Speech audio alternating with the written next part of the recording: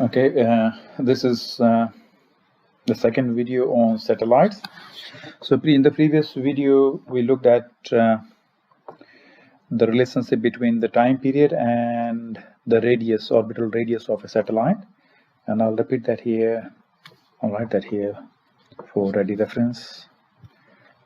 If we recall, the relationship was this.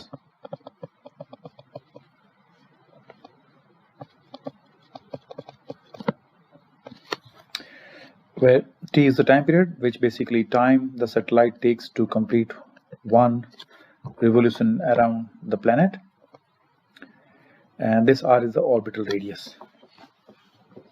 So we're going to use this equation now to look at some calculations. So we'll just look at one question here now.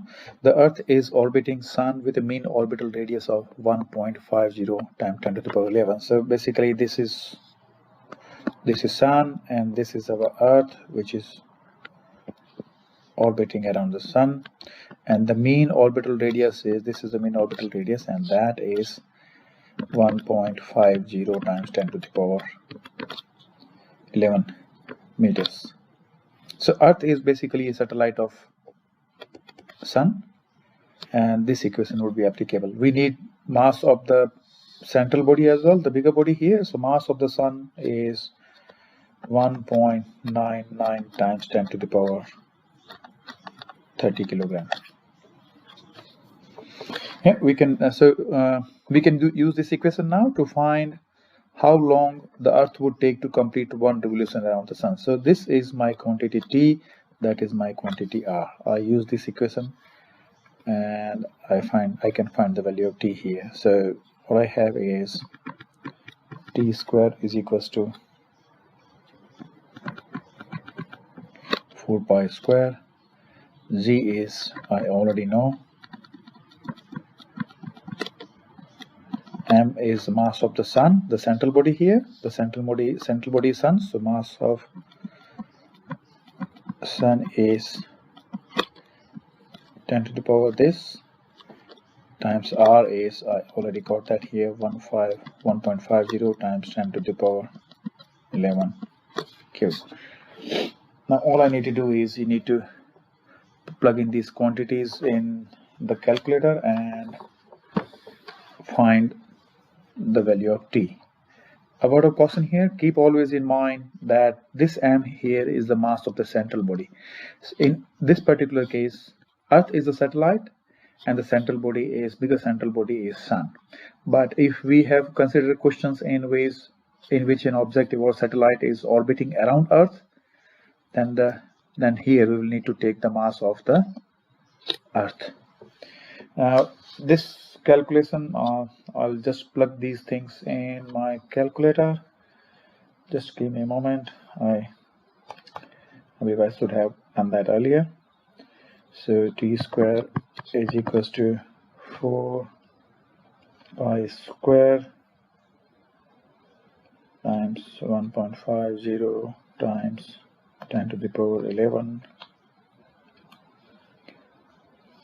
to the power 3 there. So I have calculated the numerator first, 4 pi square times r cube, and this is 1.33239 times 10 to the power 35. And then I need to divide by G and M.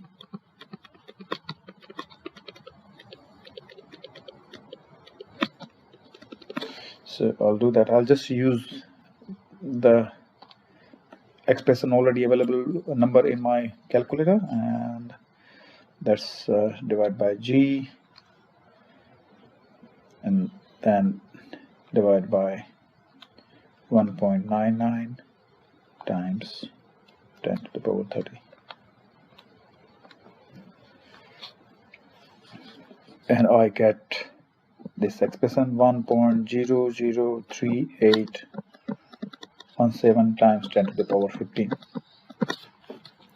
Now to find T, I need to take the square root of both the sides. So on the square root of, on the left hand side I get T, and I need to get a square root of that number here, and that gives me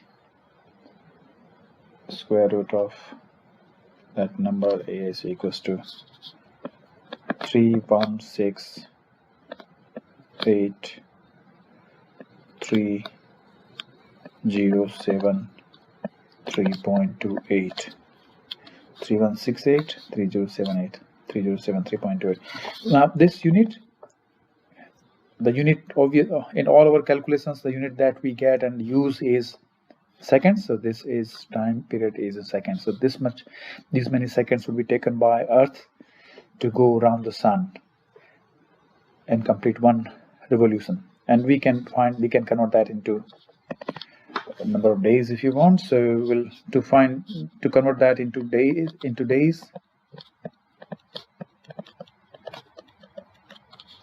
we divide by 3600. That will give you how many hours it is now, and then again divide by 24. That will give you how many days are there. So I do that in my calculator, 3600, and then divide by 24. That gives me 366.702 days.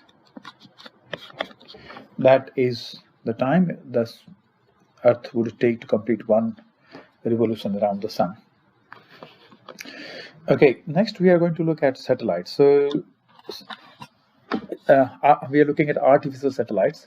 So we launch many satellites. There are many satellites in the orbits around Earth, and the purpose is surveillance. Sometimes it's weather forecasting. Sometimes it's provision of communication, telecommunication, and we have spy satellites as well. So satellites serve many purposes, and they rotate around the sun.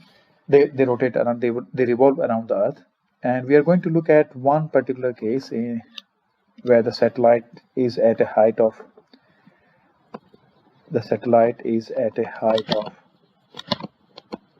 850 meters above the 850 kilometers. Sorry, not meters. 850 kilometers. So it is like this. Let me draw the diagram first. This is the Earth, and this is my satellite, a small m here, and this is 850 kilometer. And this is basically the bigger body is Earth now. So mass is 5.97 times 10 to the power 24 kilograms. Okay, so we are going to find out how long this satellite would take to complete one revolution around the sun.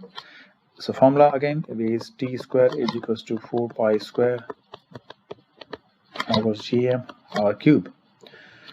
Now m here is the mass of Earth, which is 5.97 times 10 to the power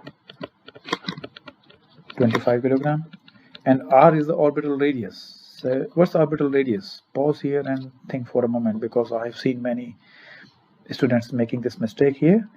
Orbital radius is all this distance from here to here. So it is radius of the Earth plus the height. Radius of the Earth is 6.371 times 10 to the power 6, plus height is 850 times 10 to the power. We need to, because it's given in kilometers, so we need to convert that into meters. 0.850 times 10 to the power 6 meters. I mean, you can divide that by 1000 to get meters. So sorry, what did I write there? That's a mistake there. It's 0.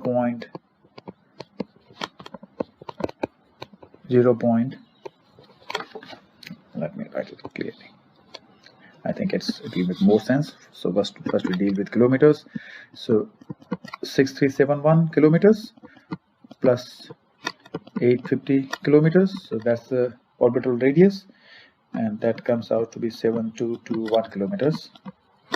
which we can convert into meters. That's the orbital radius. We got everything now. We can find the value of t square here. So t square is equals to, just plug in all the values there,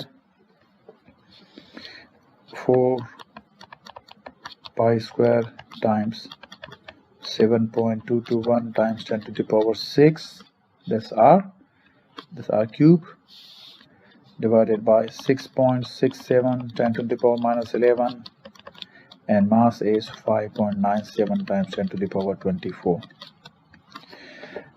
And we put this in calculator and solve it, and I get 37517963.91. To find t, I need to take a square root of both the sides, and when I take the square root, I get t is equals to 6152.2 seconds, and I can convert that into minutes by dividing by I can convert that into hours, or I can convert that into minutes by dividing by 60. So when I divide by 60, and I get a time period of 102.08 minutes. So this satellite at a height of 850 meters would take 102 minutes to complete one revolution around the Earth. Now, satellites which are close, like 850 meters, they are really useful because if you are at a closer distance, then telecommunication signals that you need to use, signals need not be that strong. Otherwise, you need to launch a signal with much more power.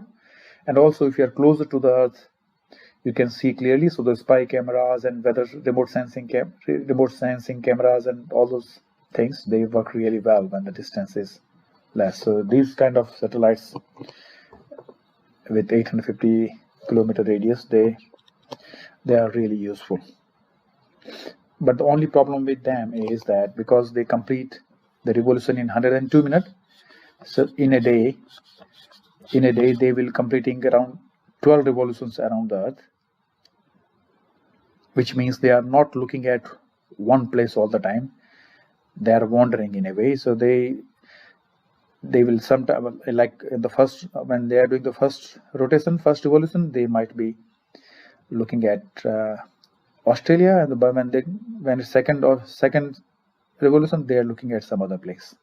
So these are satellites, although they are useful for remote sensing and imagery, but they do not provide service to only one area. They look all over the Earth.